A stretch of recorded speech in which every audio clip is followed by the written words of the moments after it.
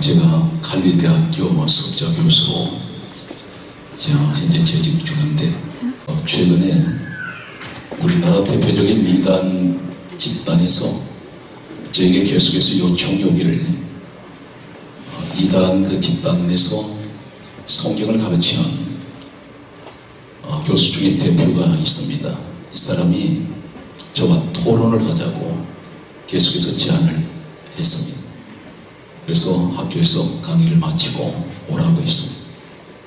교수가 8명이 왔었고, 그리고 총장과 우리 교수가 몇 사람 앉아있는데, 이분이 이렇게 말했습니다. 자신은 히브리어 헬라어를 공부했던 전문가이고 영국에서 미국에서 박사학위를 3개, 4개를 갖고 있는 사람입니다. 우선 자기 소개를 하면서 예수만이 구원이 아닙니다 이야기를 주장을 하면서 인간의 신이라는 논리를 폈습니다. 그래서 약 30분 동안 하실 얘기를 다 하시라고 얘기했습니다.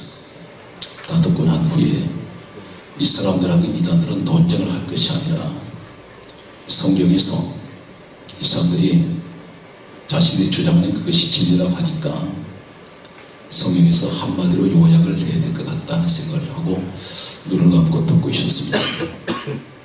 그리고 제가 묻기를, 오늘 창세기 1장 1절에 나타나는 첫 시작이 태초에 하나님이 천지를 창조하시니라, 이 말씀 가운데 태초라는 말이 무슨 뜻입니까? 물었습니다. 구약은 히브리어로 되어 있고 신약은 헬라어로 원래가 원어로 되어 있습니다.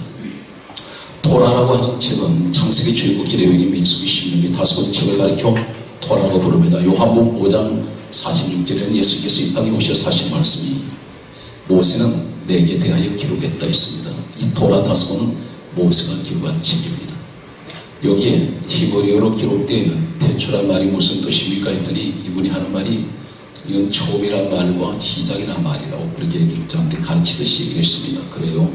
그러면 처음과 시작은 그것이 무슨 뜻입니까? 했더니 처음과 시작이죠. 이 이야기만 계속해서 되풀이하길래 앞에 앉아 있습니다.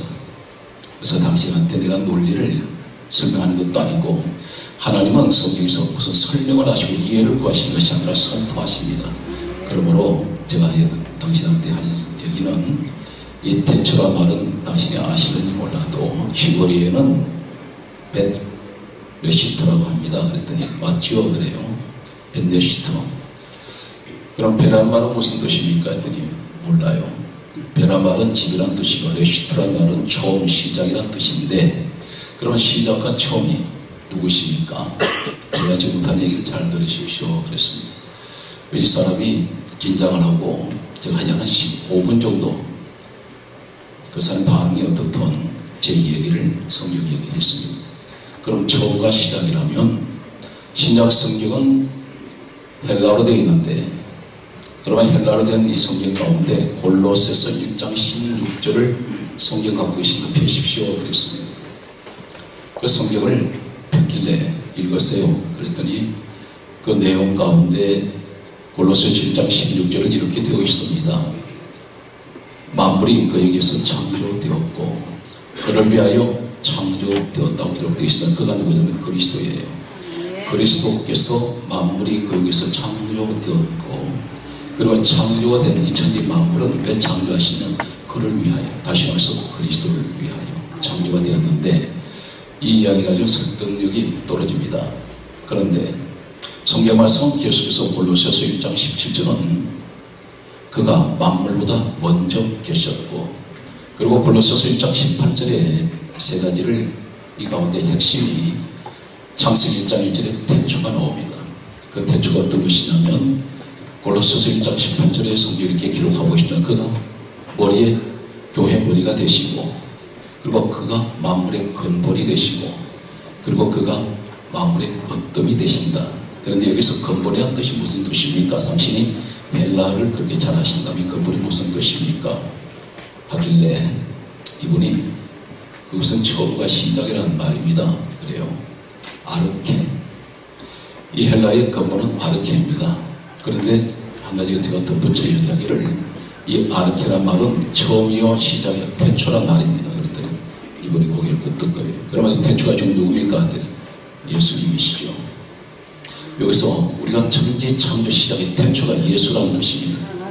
그래서 계시록 20장 마지막이 아멘 주 예수 오시옵소서. 성경은 예수로 시작해서 예수로 끝납니다. 성경 말씀을 보게 되면 이사야 46장 10절에 보면 이렇게 기록하고 있습니다. 내가 시초부터 종말을 알리며 아직 이루어지지 아니한 일을 옛적부터 보이고 알리고 보이시는데, 시초부터 종말이 뭐냐면 시작부터 끝까지 그분이 누굽니까? 내가라는 말은 빌립보서 2장길에 그리스도를 말씀하고 있습니다. 그분이 근본 하나님 본체가 되십니다. 그래서 아직 이루어지지 않은 일을 옛적부터 보이신다는 이 말은 이사야서는 예수님 오시기 전에 약 700년 전에 기록된 예언서입니다. 그런데 700년 후에 내가 이 땅에 와서 시초부터 종말까지, 이 말씀 무슨 말이냐면 시작도 내가 했으니 시작도 내가 마친다. 그런데 아직 이루어지지 않은 일을 보인다는 것은 예적부터 보인다는 말씀이 무슨 말씀이냐면 700년 후에 이 땅에 오신 예수 그리스도께서 하실 구원 사역을 말씀하고 있습니다.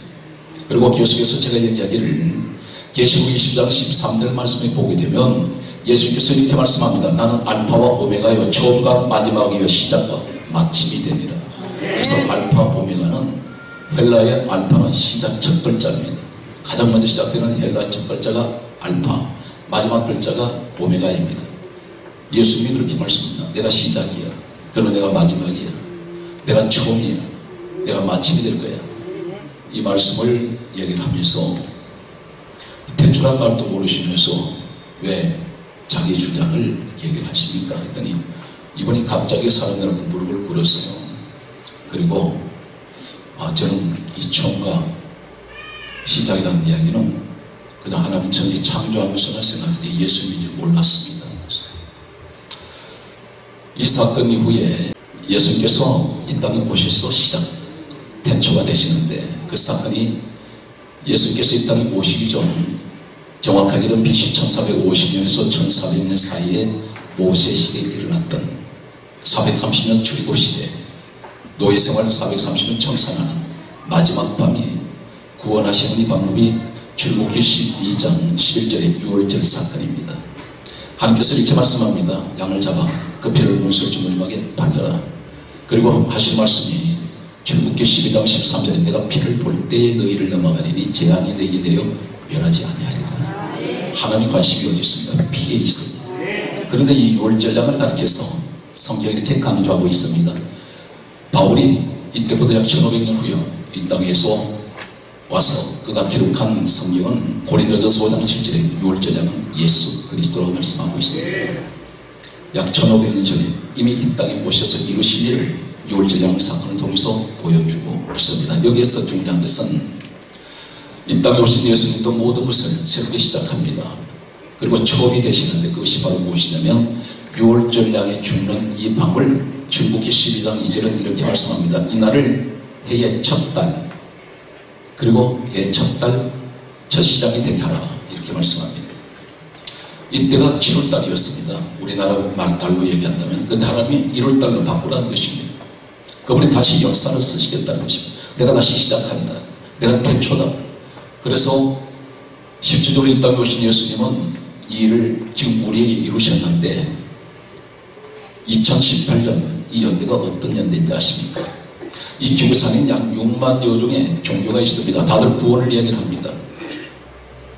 우리나라 대표적으로 종교를 얘기한다면 불교가 있겠고 유교가 있겠고 또 우리 기독교가 있습니다. 천주교도 있습니다. 남녀호리교도 있습니다. 그런데 당신이 어떤 종교를 가지고 있든지 국적이 어디든지 인종이 어디 혈통인지 아니면 당신이 어떤 사상과 이념을 가지고 있든지 공산주의 국가든지 민주주의 국가든지 상관없이 이 지구 전체가 공통연대가 2018년 연대를 사용하고 있습니다. 이 연대가 무슨 이야기냐면 당신은 예수의 역사 속에 있다는 것입니다. 이건 아무도 부인하지 못합니다. 한 주간이 7일입니다. 7은 천지 창조 숫자입니다. 7일째 날 안식을 하셨는데 마태복음 12장 8절 보면 인자가 안식의 주일이라 예수님이 이렇게 말씀하셨습니다. 모든 시간, 모든 역사, 모든 연대는 하루 24시간, 이 연대는 예수 그리스도의 연대입니다. 그리고 역시간이 그 시간이 12, 12 숫자는 구약은 12지파로 되어 있고 신약은 12사도로 주입되고 있습니다. 합하면 24가 됩니다. 오늘 이러한 모든 일련의 일들은 전부 우리는 예수 시간 속에서 우리가 살고 있다는 사실입니다. 오늘 이제 우리 송도현 목사님이 이제 사회복지학과 박사 과정들을 마치시고 이제 동문회가 설립되었는데 이 동문회를 통해서 태초가 시작되기 바랍니다. 시작이 되기 바랍니다. 처음이 되기 바랍니다. 제가 이 교회를 오면서 처음 저를 불러줬는데 와보니까 상당히 아름답고 참 귀합니다. 이제 제가 CBS 방송이나 오늘 합창단 참 은혜 받았습니다. 오늘 우리 합창단 앞으로 더 많은 활동을 기대하면서 박수로 영광을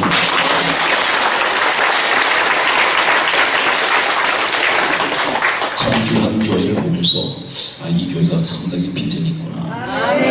한 가지 오해하지 마십시오. 하나님은 물량주의 기뻐하지 않습니다. 이제 방송국에 제가 이제 사역을 하다 보니까 소위 몇천 명 이상의 목사님들이 이제 주로 방송국에 많이 드나드시면서 모이기도 합니다. 그런데 어느 날 약 한 7, 8명 목사님들이 앉아 테이블을 둘러앉아 있는데 이제 미국에서 모 대학의 교수로 계시다가 우리나라에 들어오신 청빙을 받아보신 목사님 한 분 계셨는데 이분이 50대였습니다. 이분이 하는 말이 우리 교회 처음 부임할 때 약 1000명도 안 되던 성도들이 자기가 와서 내가 와서 5000명이 넘었습니다 얘기를 하길래 가만 듣고 있다 보니까 상당히 불쾌해요. 내가 그래서 제가 그분 쳐다보지 않고 한 얘기가 목사님 그 이야기 속에는 예수가 안 계시네요. 내가 왜 들어갑니까? 거기에 하나님 예수님이 계셔야지. 예수님은 당신을 통해서 사람을 보내주신 거지. 성경에 이렇게 강조하고 있습니다. 내가 너를 부르지 않으면 내 앞에 올 자가 없다. 예수님이 한 영혼이 천하보다 귀한 분들을 교회를 인도할 때 목사가 능력이 있어도 그들을 인도한 것이 아니라는 사실입니다. 이것이 목사님이 가장 큰 오만이 될 수가 있고 자만될 수가 있고 이게 나중에 교만이 됩니다. 그래서 제가 여기서 주장하는 것은 한국교회가 물량주의에 빠져버렸습니다. 세속주의입니다. 하나님은 숫자에 관심을 두지 않습니다. 그러나 우리 성도현 목사님의 교회는 양질로 가장 물량종인 이때는 아멘 하시네요. 가장 많은 성도들이 이 성전에 가득할 줄로 믿습니다. 그래서 한국교회가 끌어모으는 데만 현혹이 되어 있습니다. 그래서 큰 교회 개념이 뭐냐 했더니 숫자가 많으면 큰 교회예요. 그러나 저는 그렇게 보지 않습니다. 수천 수십만 명의 성도를 한 교회 다닌다 할지라도 변화되지 않고 거듭나지 않는 교인이 있고 성도가 있는데 양파 같은 교인, 사과 같은 교인, 홍당무 같은 성도가 있습니다. 모양은 다 열매 모양 가지고 있습니다. 교회 안에 소위 양파 같은 장로, 권사, 집사 많습니다. 그런데 왜 교인이라 부르고 성도라 부를까요? 성경은 히브리서 50장 5절에 나의 성도를 내 앞에 모으라. 그들은 제사로 나와 언약한 자들이다. 이렇게 말씀합니다. 성도가 되어야 천국 갑니다. 교인이라는 말이 무슨 말이냐면 교회 문턱만 닳도록 수십 년 드나들었지 변화된 것이 없습니다. 거듭나지 않았습니다.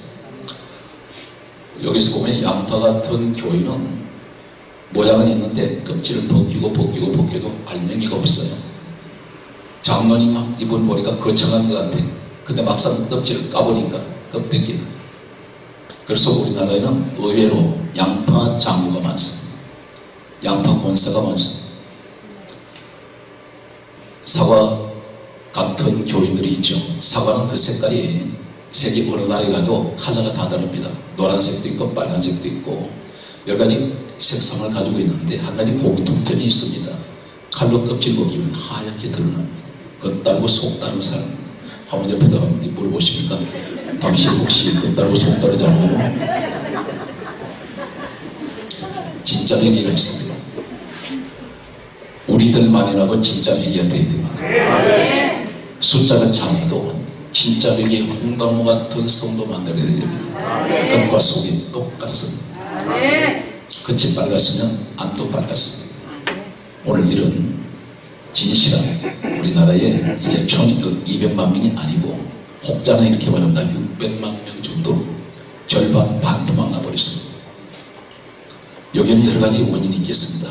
그러나 목회자에게도 책임이 있겠고 성도에게도 책임이 있을 것입니다. 사랑하고 존경하고 축복합니다. 우리 이번에 박사학위 받으신 우리 목사님들 진실한 마음으로 축복하고 성기신 교회에 놀라운 영적인 부흥이 있으시길 예수님으로 축복합니다.